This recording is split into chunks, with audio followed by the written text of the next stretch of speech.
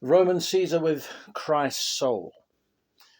In his 40th year, Nietzsche had completed the third part of Zarathustra and published it, and was working on Zarathustra, the fourth part. He was travelling through Europe, staying at Venice, Nice, in Switzerland, Zurich, and he was also working on his notebooks, those notebooks that were intended to be the will to power, but he was unable to complete them. And in that notebook, he wrote this line: "The Roman Caesar with Christ's soul." When The Will to Power was published by his sister posthumously,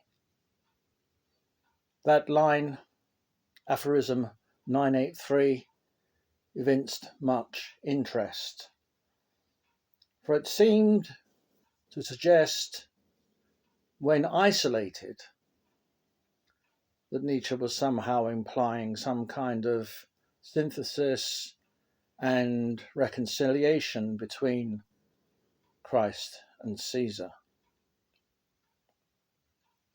And indeed, Kaufmann took that interpretation in his rehabilitation of Nietzsche in the post-war period, the attempt to create a denazified Nietzsche, a liberal democratic existentialist Nietzsche, who was espousing this kind of humanitarian synthesis, a Caesar and a Christ combined.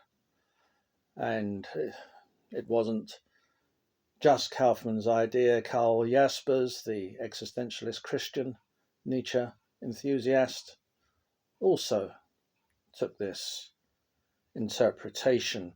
And as I say, it's an interpretation that can only stand if you take that line separately, as I have given it so far in this talk. The conflict there between Caesar and Christ is, as with our previous talk, part of the codification of the real conflict between Arian and Semite. Arian Christ? No. Semite Christ? Yes. Arian Caesar? Yes. For Nietzsche, Christianity was a Semitic thing, a Hebrew thing.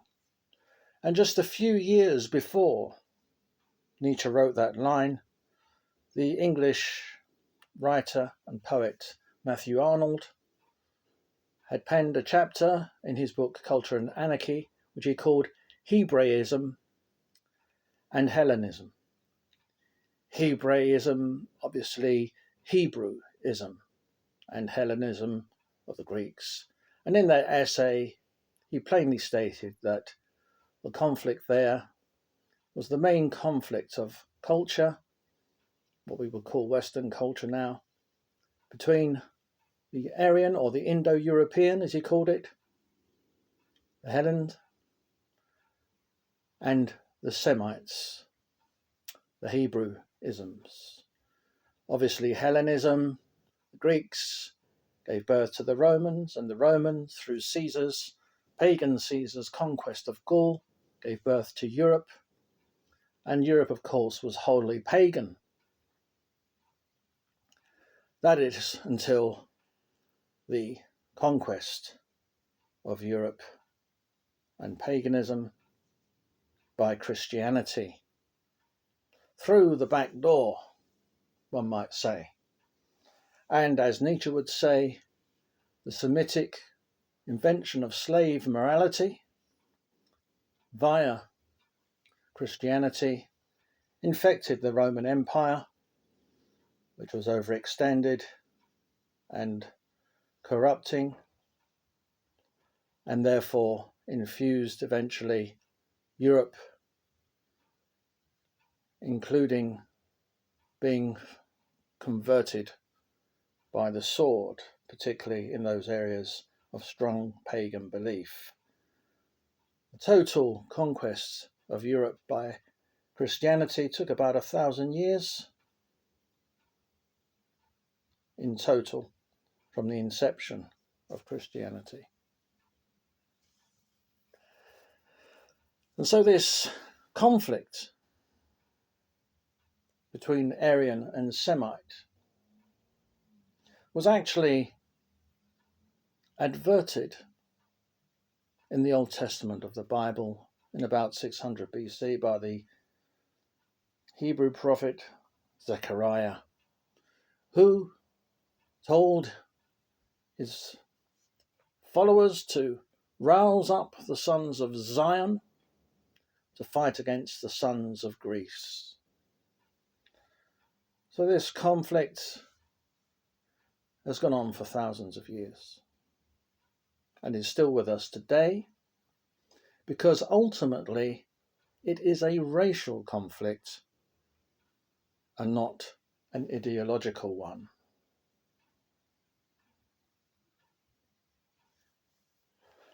So if we go back to that aphorism that's in The Will to Power,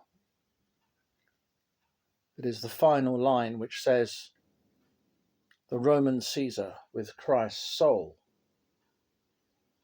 Some may hope that that betokens, as I said, a synthesis and a rapprochement between the Arian and the Semite. But when we read the whole aphorism, we see that this is not the case. And once again, Nietzsche has been willfully misinterpreted. If we look at the whole aphorism, leaving out the parenthesis and asides, just to get the total gist, we have, as it begins, quote, "The education which rears those ruling virtues that allow a man to become master of his benevolence and his pity. The great disciplinary virtues and the passions of the Creator must be elevated to the heights. The exceptional and powerful position of those creatures, the Roman Caesar with Christ's soul." So clearly, what Nietzsche is advocating here is that the Caesar, and this is under the section called the highest men as lawgivers, the Caesar takes any Christian tendencies, such as benevolence and pity, and he masters them. In other words, he conquers them.